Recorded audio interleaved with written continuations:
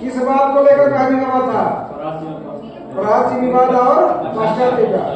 प्राच्य विवाद उसे कहा गया था जिसमें भारतीय जो दलील दे रहे थे, जो भारतीय अपने पक्ष की बात कर रहे थे, और पाश्चात्य विवाद हुआ था जो यूरोपीय कंट्री के यानी जो अंग्रेजों के पक्ष में था। इसलिए विवाद जो है बहुत जबरदस्त से उलझ गया। इस बात को मैं कई बार बताया, उसको बताने की जरूरत नहीं है, आज बताएंगे।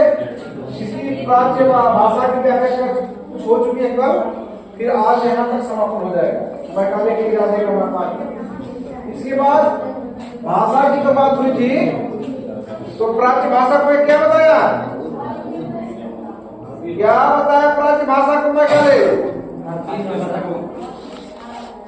इन्होंने बताया कि प्राच्य भाषा जो यानी जो इंडियन लैंग्वेज है, जो भारतीय भाषा है, चाहे वो अरबी हो, चाहे फारसी हो, चाहे संस्कृत हो, चाहे हिंदी हो, बिल्कुल कमजोरी गाय के समान है। अब तब जो है वो जैसे गाय मर जाती है वैसे अब तब निकट डूब जाएगी लोगों को। एक का विकास करने में संभव नहीं। काल मैंने बताया कर दिया। अच्छा, प्राच्य विद्वानों की व्याख्या क्या बताया? प्राच्य विद्वानों की व्याख्या मैकाले ने क्या बताया? प्राच्य विद्वानों की मैकाले ने व्याख्या यह किया कि जो भारतीय विद्वान है, जो अपनी विद्वता रखते हैं, जो अपने क्षेत्र में अपने को विद्वान घोषित कर रहे हैं, वो समझ ले कि भारतीय विद्वान ही नहीं है, हमारे यूरोपीय विद्वान भी हैं। उन्होंने बताया कि जिस प्रकार से यहाँ कालिदास, कबीर, सूर जैसे कवियों का या विद्वानों का जब वर्णन किया जा रहा है, वैसे जो है हमारे मिल्टन की कविताओं, मिल्टन कहाँ का रहने वाला था? इंग्लैंड का। मिल्टन की कविताएं, शेक्सपियर की कविताएं, जॉन मिल्टन वगैरह, समझ रहे हैं? ये भी है, ऐसा नहीं है कि नहीं। यानी कहने का मतलब इसकी जो विद्वानों की व्याख्या की, विज्ञानों की व्याख्या में इन्होंने बताया कि भारतीय विद्वान के साथ साथ जॉन मिल्टन की कविताएं या शेक्सपियर की कविताएं भी इसमें शामिल रहेंगी, इसमें शामिल रहेंगी। और प्राच्य साहित्य की बात जो बताया, जो प्राच्य साहित्य में जो भारतीय साहित्य है, वो भारतीय साहित्य की विषय में बताया कि यह भारतीय साहित्य खराब है, बहुत अच्छा नहीं है, ये बेकार है, यूजलेस है, वह मीनिंगफुल नहीं है। इन्होंने बताया कि ये इनके साहित्य इतने ज्यादा, इसमें कपोल गाथा लिखी गई है, इसमें इतना झूठ लिखा गया है, इसमें इतना बेवहियात निरर्थक बातों का प्रयोग किया गया है, जिसमें खास तौर पर 2-3-4 विषयों पर जो फोकस किया था, इतिहास को किया था। किस पर किया था? इतिहास। आपकी भाषा को कर ही लिया, भाषा जो है चाहे संस्कृत हो, चाहे वो हिंदी हो, चाहे अरबी हो, चाहे फारसी हो, चाहे वो फारसी हो। और बताए इतिहास के विषय में क्या बताया? मैंने कल बता दिया था, थोड़ा थोड़ा बताएंगे फिर आगे। इतिहास के विषय में बताया कि इतिहास जो है यहाँ का जो है इतिहास का दिखता है कि भारतीय जो है लोग लगभग 30-40 फीट हुआ करते थे। कितना लंबा होते थे? 30-40 फीट। ये चीज इतना लंबा होते हैं, 30-40 फीट लंबे चौड़े होगा करते हैं। मैं भारतीय इतिहास की बात क्या करूं? भारतीय इतिहास की बात करूं क्या? बैठो, नीचे बुला रहे हैं सर। कौन? तो नीचे से भी अब आना मत, घटी देते हैं। कौन सा बना? मेरे को बता दो।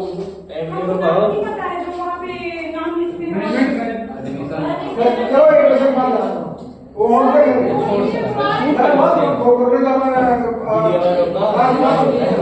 कौन बुला रहा है? देखो हम किसी को नहीं बच सके। मैकाले 30-40 फीट के लोग होते थे। हाँ, भारतीय इतिहास में क्या बोलता हूँ, जो 30-40 फीट लंबा हुआ करते हैं। अर्थात यहाँ के इतिहास को उन्होंने उसकी खिल्ली उड़ाई, उसकी मखौल उड़ाया, उसको जो है खराब बताया।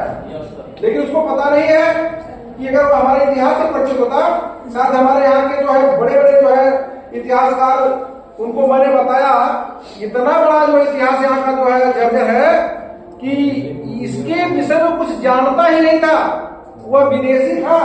या आप कह सकते हो कि बंदर क्या जाने अदरक का स्वाद। जी सर। या आप कह सकते हो कि मधुसूदन के सिंह पर चमेली की जो महत्वहीन रखता है, जो कोई इम्पोर्टेंस नहीं रखता, जिसकी कोई यूटिलिटी नहीं है, किसी कोई उपयोगिता नहीं है, क्योंकि ये जो है हमारे विषय में, हमारी संस्कृति, हमारी आबोहवा और हमारे कल्चर से वो परिचित नहीं था। यह मूर्ति जो है बातों की तरह जो है जैसे हवा में तीर मार रहा हो वैसी बात कर रहा है। तो इतिहास के लोगों को बताया 40-30 फीट लंबा वास्तव में हुआ करते थे। जो है मैंने बताया कि भीम की 1 मिनट की भोजन कितनी थी? 1 कुंटल। 1 कुंटल। और 30-40 फीट लंबा हुआ करते थे। आज अभी तुलसीदास लिखे हैं, समय ऐसे आ रहा है क्योंकि तुम आप समझ सकते हो कि 60,000 हाथियों का बल जो है जैसे भीम लोगों को होता था। आप ही बताओ 60 या 50 या 10 हाथी का बल जिसके पास होगा वह साधारण आदमी होगा? नहीं सर। बताओ, वो भोजन छोटा होगा? नहीं सर। उसका भोजन थोड़ा सा होगा? यानी जितना लंबा चौड़ा होगा, जिसके जिससे पैंट साइज होगी उतनी उसमें डाइट होगी, उसके अनुसार उतना बलशाली होगा, नहीं होगा? तो कुंभकर्ण जैसे वीर योद्धा यहाँ तक हुए नहीं था। कुंभकर्ण के क्या जानते हो? कुंभकर्ण राम लक्ष्मण को जैसे उठा लिया था। आप अरे आली बाली क्या, हमारे यहाँ वीरों की धरती है। वो क्या वसुंधरा शायद इस इतिहास को मखौल उड़ाया है, इतिहास के विषय में नहीं जानता था। इसके बाद भूगोल की बात किया। किसकी बात किया? भूगोल के विषय बताया कि यहाँ का भूगोल जो घटिया है, यहाँ का भूगोल बेकार है। इसमें जो भी सिस्टम या जो उल्लेख किया गया, जो भी लिखा पढ़ा गया, सब झूठा है। उन्होंने बताया कि अरे हम भारतीय भूगोल की बात क्या करूं, जिनके समुद्र से माखन और शीरे निकलते हैं, माखन और शीरे यानी शहद और चीनी। ये तो बिल्कुल ही जो है कल्पना के परे झूठ है, बेकार है। ऐसा भूगोल में वर्णन करना ये भारतीयों के पांव की चक्की है, सब बेकार बताया। समझ रहे हो? और हमारे यहाँ के चिकित्सा शास्त्र पर बताया, कि भारत के यहाँ जो चिकित्सक हैं, जो यहाँ भारत के मानव संप्रदाय के चिकित्सक हैं, जो उनका ट्रीटमेंट करते हैं, उनका जो है चेकअप करते हैं, हमारे यहाँ के ब्रिटिश के पशु डॉक्टर से ही खराब है।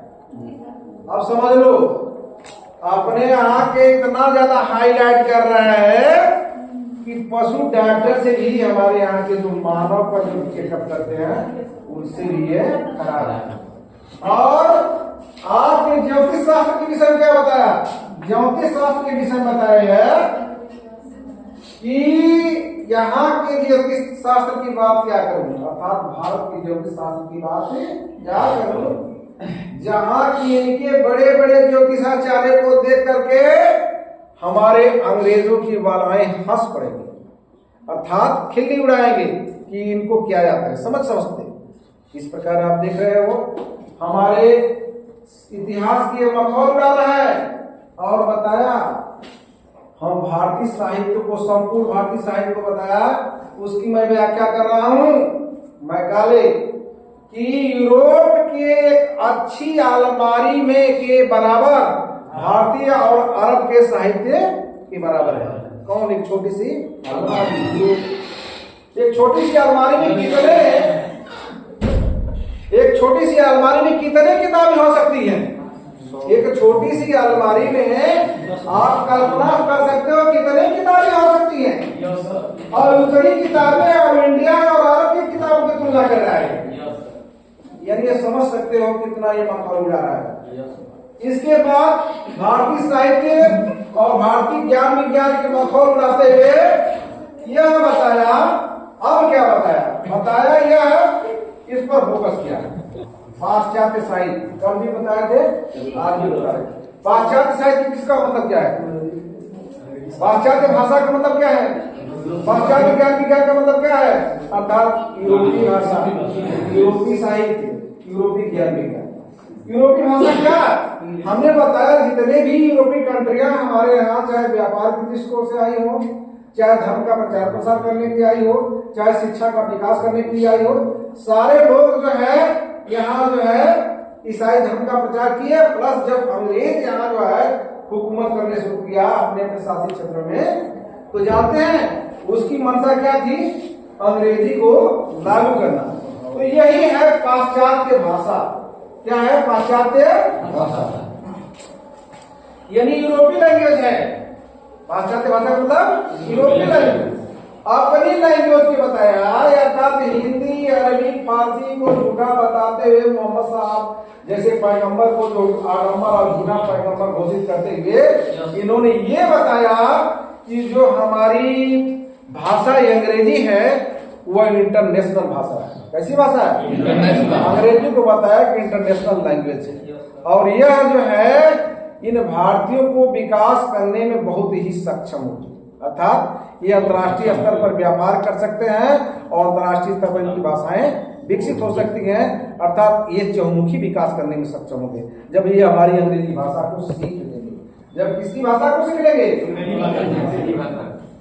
और यूरोपीय साहित्य के बताया कि यूरोपीय साहित्य के सामने भारतीय साहित्य एकदम बेकार है। अर्थात यूरोपीय साहित्य जो भी है, हमारा साहित्य वह जो है तमाम प्रकार के अन्वेषणों, तमाम प्रकार के जो है विकासों से लदा भरा भरपूर है। इसलिए यूरोपीय साहित्य को भी ये पढ़े लिखे समझे। और भारतीय ज्ञान विज्ञान को वह जो है एकदम हल्का लेते हुए अपने ज्ञान विज्ञान, अपने साहित्य, अपने भाषा, अपने जो है यूरोपीय हर सिस्टमों को लागू करके अपने को बहुत हाईलाइट करता है और सारे कार्य को इंटरनेशनल बताता है। अब उन्होंने बताया कि जो शिक्षा के विषय बताया, जो 1813 के आज्ञा पत्र यानी 1813 जो है चार्टर एक्ट है, जो करीब आर्टिकल 43 के तहत यह जो उसमें दिखाया गया था 1813 में, कि ये 1813 में यह दिखाई गई थी कि धनराशि जो 1 लाख रुपए है ना, कितने हैं? 1 लाख रुपए। 1 लाख रुपए का जो आवंटन करने की बात हुई थी, यही धनराशि फिर 33 में 1833 में याद रखें कि 10 लाख रुपए कितनी हो गई? 10 लाख रुपए हुई। 10 लाख रुपए हुई और उसमें यह कहा गया था कि यह अमाउंट जो है भारतीय भाषा, भारतीय विद्वान और भारतीय साहित्य पर खर्च किए जाएंगे। किस पर खर्च किए जाएंगे? भारतीय भाषा। यहाँ भारतीय भाषा, भारतीय साहित्य, भारतीय विज्ञान, हाँ, को लेकर के इसमें विवाद हो गया, जिसको प्राच्य और पाश्चात्य विवाद से मैंने बता दिया है। प्राच्य याद रखिए, यह विवाद कौन है? प्राच्य और पाश्चात्य विवाद। याद रखिए, पाश्चात्य विवाद, क्योंकि ये विवाद पर आपको शॉर्ट नोट आ सकता है, ये बहुत इंपॉर्टेंट विवाद है। इसलिए ये विवाद जो है आपस में उलझ गया, एक तरह से उल्टा बन गया।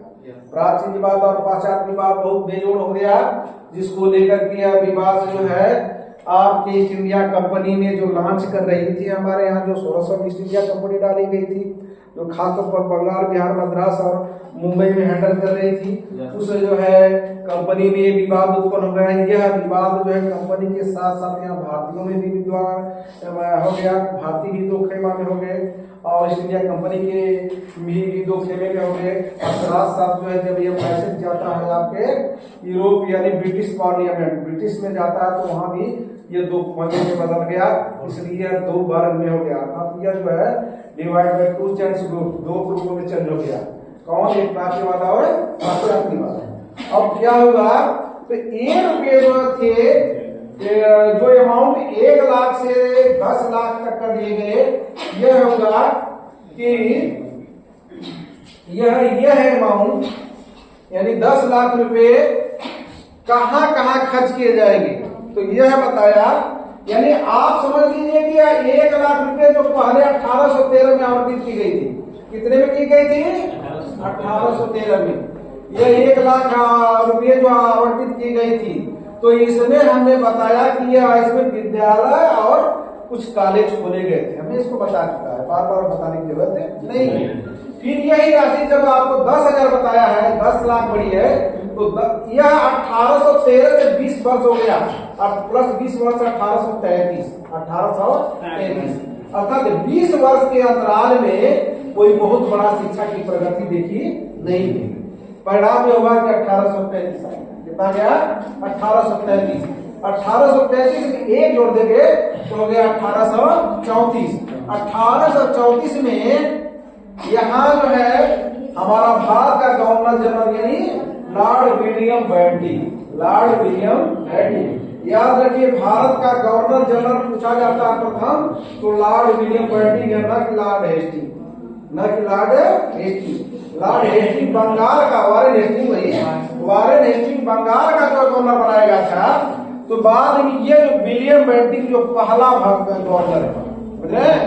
तो विलियम बेंटिंक जो है अपने काउंसिल में ब्रिटिश से एक विद्वान बुलाया था, जिस विद्वान का ही नाम है मैकाले। क्या नाम है? मैकाले। और ये मैकाले इतना बड़ा विद्वान था कि इसको ये कार्य सौंप दिया। कार्य सौंप दिया तो प्राच्य और औपचारिक विभाग में उलझा हुआ था। उन्होंने बताया कि यह शिक्षा किस वर्ग में की जाए। तो यह इसका पहला सुझाव है कि यह जो अमाउंट है यह पूरे भारतीयों को शिक्षित हम कर नहीं सकते। मैकाले ने यह सुझाव दिया कि इतना ऑल ओवर इंडिया है और पूरे इंडिया को तो हम जो है शिक्षित नहीं कर सकते। सबसे बड़ी बात है कि किन प्रदेशों में, जिन प्रदेशों में भारतीय अधीनस्थ यानी जिन भारतीय प्रदेशों में वह शासन व्यवस्था कर रही थी। कौन? East India company. जैसे हमने बताया कि आपको बंगाल में कर रही थी, बिहार में कर रही थी, मद्रास में कर रही थी, समझ रहे हैं? तो ऐसे ऐसे प्रदेशों में वो अपनी हुकूमत चलाएगी, अपने विद्यालय डालेगी और अपने कॉलेज खोलेगी। तो उसमें क्या हुआ, कहा कि यह जो पूरे भारतीयों को शिक्षित न किया जाएगा, कहा मुट्ठी भर भारतीयों को शिक्षित किया जाएगा। अर्थात वो मुट्ठी भर कौन होंगे? जो सम्राट परिवार के होंगे, जो पूंजीपति होंगे, जो धनाढ्य व्यक्ति होंगे, जो व्यापारी वर्ग होंगे, जो मतलब कि फीस देने में सक्षम होंगे, वही ये जो है उनको शिक्षित किया जाए, न कि ऑल ओवर इंडिया। समझ रहे हैं? क्योंकि उसके सामने ये भी तो चुनौती थी, संपूर्ण भारत को थोड़ा शिक्षित कर पाएगा, इसलिए बताया। तो उसमें उन्होंने बताया कि डरने की बात नहीं है, कोई फियरिंग की बात नहीं है, क्योंकि उच्च वर्ग वाले शिक्षित होंगे और वो जो बाहुबली हो जाएंगे तो निम्न वालों को दबा करके अपने आप उनको पढ़ा लिखा देंगे। शांत रहो। अर्थात उच्च वर्ग से शिक्षा जो है जैसे ऊपर से पानी टपक टपक करके किसी पेड़ या से उससे फिर गिरता हुआ नीचे आता है, उसी तरह से ये ऊपर से छम छम करके शिक्षा आएगी। निम्न वर्ग स्वतः शिक्षित होता रहेगा, निम्न वर्ग स्वतः शिक्षित होता रहेगा। अर्थात उच्च वर्ग को ही शिक्षित किया जाएगा। उच्च वर्ग का मतलब किससे? जो पैसे धनाढ्य हो, व्यापारी हो, सम्राट परिवार हो, जो कुलीन वर्ग हो, समझ रहे हैं? उन्हीं को शिक्षित किया जाएगा। बकिया गरीब जो है, जो बिल्कुल कमजोर होंगे, जो जिनकी आर्थिक स्थिति अच्छी नहीं होगी, वो तो मजदूर धतूर या जो भी होंगे वह इनके छत्र छाया में ऑटोमेटिक शिक्षित हो जाएंगे। यह सुझाव दिया। कौन सुझाव दिया? यह मैकाले। दूसरी बात बताया धर्म के विषय में। धर्म को चूंकि ईस्ट इंडिया कंपनी के पहले हमने बताया था, करीब ये पुनरावर्तन 20-30 वर्ष का चल रहा है। पहला पुनरावर्तन किसी को याद है कब? जब पहला जो है चार्टर एक्ट कब आया था? याद रखिए 1773। कितना? 1773। दूसरा 1793। तीसरा 1813। चौथा 1833। आप देख रहे हैं जो है संविधान 20 वर्ष का है। कितना है? 20 वर्ष। आप देख रहे हैं कि जब यह चार्टर एक्ट जब बनकर आया है तब यहाँ 20 वर्ष के बाद वो फिर जो गो बैक कर दिया जाता था, कहाँ? British parliament. कहाँ कर दिया जाता था? British parliament. और ब्रिटिश पार्लियामेंट में जब वो पहुंचता था चार्टर एक्ट, उस एक्ट को वह ब्रिटिश के जितने मेंबर थे वहां उसका अध्ययन करते थे, स्टडी करते थे। समझ रहे? फिर उसके आधार पर उसमें क्या नया जोड़ना है, क्या नया आविष्कार करना है, कितना प्रगति को आगे बढ़ाना है, इस सब बातों को फिर जोड़ करके वो अगले रिसोर्स को ट्रांसफर कर देते थे कहाँ, ईस्ट इंडिया कंपनी। फिर ईस्ट इंडिया कंपनी उसकी तर्क के आधार पर, उसी के आधार पर अपनी गवर्निंग करती थी, समझ रहे हैं। चाहे वो ईसाई धर्म का प्रचार करे, चाहे वो जो है शिक्षा विभाग को विकसित करे, चाहे व्यापार को और होड़ में बढ़ाए, यानी इसको अधिक से अधिक ब्रिटिश यानी इनको लाभ हो सके, अंग्रेजों को लाभ हो सके, सब सारी बातें जो थी। बात रह गई कि अब धर्म की बात आ गई। तो धर्म के बाद में जब 1813 में चार्टर एक्ट लागू किया गया था, तो ब्रिटिश पार्लियामेंट ने एक धारा सभी धारा के तहत उसमें एक आर्टिकल जोड़ दिया था। वो आर्टिकल में क्या जोड़ा था, वो यही जोड़ा था कि 1813 चार्टर एक्ट के तहत जो भी ब्रिटिश यहाँ से अर्थात अंग्रेज से, इंग्लैंड से जो भी पादरी जाएंगे ना, वह पादरी इंडिया में बिना रोक टोक जा सकते हैं, प्रतिबंध उनके ऊपर कोई नहीं कर सकता। अर्थात वो स्वतंत्र है, स्वतंत्रता पूर्वक जाए, सुरक्षा पूर्वक जाए, उन पर कोई प्रतिबंध नहीं होगा, और वो जाए स्वतंत्रता पूर्वक ईसाई धर्म का प्रचार और प्रसार करें। तो इसलिए जो ईसाई धर्म का प्रचार प्रसार हो रहा था, ईसाई धर्म का प्रचार प्रसार किसका, ईसाई धर्म का भाई साहब प्रचार प्रसार तो हुआ। मैंने बताया यह हिंदुस्तान कहते वो सनातन धर्म है, सनातन हिंदू है, लेकिन इस सनातन धर्म में हमारे बहुत सारे धर्म समाहित हो जाते हैं। जैसे कि किसी सागर में, चाहे अरब सागर जैसे बंगाल के खाड़ी में जाकर के बहुत सारी नदियां गंगा जैसी समाहित हो जाती है। आप पहचान नहीं पाओगे कि इसमें गंगा है कि जमुना है, कौन नदी।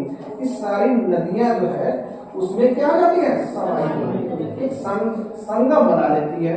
इसी प्रकार से सेम सिस्टम में हम कह सकते हैं कि सारी धर्म, चाहे जैन धर्म हो, चाहे बौद्ध धर्म हो, चाहे इस्लाम धर्म हो, चाहे ईसाई धर्म ही हो, चाहे सिख धर्म हो, चाहे पारसी धर्म हो, कोई भी धर्म न हमारे इस हृदय रूपी विशाल संगम में समा जाते हैं। वो कौन सा हृदय विशाल संगम है, वो है सनातन। कौन धर्म है, सनातन धर्म बहुत बेजोड़ है, और इसमें हर धर्मों को छत्र छाया मिल जाती है। हमारा धर्म है, हमारी सेकुलर कंट्री, हमारा लोकतांत्रिक देश है। सेकुलर कंट्री में संविधान यह जो है आपको एलाइनमेंट करता है कि हम भारत के लोग सभी धर्मों को सर्वधर्म संभाव दृष्टि देखते हैं, अर्थात किसी धर्म को अवहेलना नहीं करते। इसलिए धर्म बहुत बड़े अपने आप में लाजवाब धर्म है। अब इस धर्म में जब ईसाई धर्म आने लगा, ईसाई धर्म, उसके पहले तो आप इस्लाम धर्म आप पढ़ ही चुके कि इस्लाम धर्म जो है इसमें जो समाहित हो चुका था। इसमें इस्लाम धर्म क्या हो चुका था, समाहित हो गया था। तो जब ईसाई धर्म है, इसमें हमने बताया कि बहुत पहले बताया कैरे वगैरह ने जो श्री राम त्रिमूर्ति के नाम से जो बंगाल में विकसित हुए ना, वो इतना ईसाई धर्म का प्रचार प्रसार कराए, इतना प्रचार प्रसार कराए। करीब इसके पहले मैंने बताया बहुत सारे हिंदुओं को ईसाई बना दिया गया, जबरन उनको ईसाई धर्म स्वीकार कर लिया गया। बहुत इसके पहले बहुत सारे हिंदुओं को इस्लाम धर्म जबरन स्वीकार करवाया गया। अर्थात मैंने बताया ना, फोकस किया था कि राणा प्रताप वगैरह जैसे चित्तौड़ की लड़ाई वगैरह हुई है ना, अगर ये इस्लाम धर्म को खाली कबूल कर लिए होते तो चित्तौड़गढ़ की लड़ाई नहीं होती। लेकिन इनके न करने का परिणाम रहा, या आप सुने होंगे वो अभी भंसाली और दीपिका पादुकोण जो पिक्चर बना रही थी ना, किस पर, पद्मावती पर ना, वही पद्मावती कौन थी, वो राजा रतन सिंह की औरत थी ना, और उस पर अटैक कौन किया था, अलाउद्दीन जो है जब अटैक करता है तो पद्मावती समझ गई, और यह जो है राजा रतन सिंह भाग गया, फरार हो गया। और भाग गया तो उस समय करीब 2000 छत्राणियों को लेकर को है क्या करे, जबत में गया, आग में भस्म हो गई। तो जहां अनुपमा बहनों की जला पावन हुई, ऐसा हिंदुस्तान है जहां महाबहनों की पावन होलियां जलाई जाती है, यानी वो इतिहास है। उसी पर जो है मतलब कि बड़ा आरोप लगा था, कहा कि अगर जो इतिहास है ना, इतिहास को तार करने का काम किया तो उन्होंने बताया कि जो कौन था भंसाली वगैरह थी, उन्होंने कहा कि 5 लाख रुपया इनाम रखा था कि मैं इनको कटवा दूंगा, क्योंकि इतिहास जो है हमारा छिन्न भिन्न नहीं होने चाहिए। इतिहास की जो हमारी आबू हवा, जो हमारी संस्कृति है, जो हमारे कल्चर है, जो हमारे इतिहास में, जो इतिहास हमें हाईलाइट करता है, उन इतिहास की हीरी चीजों को न निकाला जाए, जो उसका मूल्य है उसको मूल्य विहीन न किया जाए। ये सब सारी बातें थी। तो इस प्रकार से यही जो है धर्म है, इस धर्म को मैंने बताया कहने के लिए कहता है भाई, कहने के लिए तो लिख देता है कि मजहब नहीं सिखाता है आपस में बैर रखना, कहते हो ना, लेकिन मजहब खूब सिखाता है, सब धर्म के नाम पर लड़ रहा है। अभी आप देख रहे हो शेख हसीना को, उसमें क्या है, कितने हिंदू काटे जा रहे हैं, कितना मारकाट चल रहा है, आखिर इजराइल में क्या हो रहा है, और उसी में थोड़ा लेकर सिया सुनने में क्या हो रहा है, ये सब है ना, अपने धर्म को लेकर लड़ता करता फिरता है, राइट करता है, खून खराबा करता है, समझ रहे हैं। इसलिए धर्म के नाम पर जो कटना जलना मरना मिटना ये अच्छी बात नहीं है। इस प्रकार ईसाई धर्म को उन्होंने बताया, या लिखा गया हेडिंग आप देखिए, तटस्थ रहा। मैकाले क्या बोला, मैकाले जो है ईसाई धर्म पर तटस्थ रहता, धर्म की तटस्थता, यहाँ हेडिंग धर्म की तटस्थता। वो बहुत तेज दिमाग का था लॉर्ड मैकाले ने यह बिल्कुल ही जो एकदम एटलीस्ट उन्होंने जो रिजल्ट निकाल लिया कि अगर यह बहुल देश है और वह खास तौर पर हिंदुओं का देश है, हिंदुओं की बहुलता है, अगर हम इसे ईसाई धर्म जबरन कर आ रहे हैं, उसमें त्रिमूर्ति कांड जो हुआ था बंगाल में ना, उसी में वो जो है बहुत सारे जो है ईसाई धर्म का प्रचार प्रसार रोक दिया गया, पादरियों को रोक दिया गया कि नहीं, उनको ये लगा कि अब जो है पूरा हिंदुस्तान खबरा जाएगा और हमें खदेड़ देगा, या हम बहुत हानि में चले जाएंगे। इन बातों को लेकर के इस समय ईसाई धर्म की बात जो थी प्रचार प्रसार करने के लिए, यह मैकाले वहां तटस्थ हो जाता है, अर्थात मैकाले न्यूट्रल हो गया। मैकाले क्या हो गया, न्यूट्रल। मैकाले ने अपना दिमाग लगा दिया कि अगर हम जबरन जो है ईसाई धर्म का पालन करवाए हिंदुस्तानों को ना, तो ये हिंदुस्तान हमको जो है बोटी बोटी काट देगा और हमें खदेड़ देगा। अगर हम जो है माइंड से काम करेंगे तो इनके ऊपर हावी हो जाएंगे, ऊपर हुकूमत चलाएंगे, शासनिक व्यवस्था जो है हमारी जो है बड़ी समुचित व्यवस्था में चलेगी। अगर हम जबरन करते हैं तो कहीं बात बिगड़ जाएगी, समझ रहे हैं। इसलिए ईसाई धर्म के नाम पर अर्थात धर्म की तटस्थता, यहाँ धर्म के नाम पर वह न्यूट्रल हो जाता है। और इसके बाद में लास्ट में मैकाले का इरादा नापाक, यहाँ लिखा गया मैकाले का इरादा नापाक का मतलब ये हुआ, मैकाले का इरादा हिंदुओं के प्रति जो है अच्छा नहीं था, इसका इरादा जो है यहाँ नापाक माना जाए। बस यही करते हैं।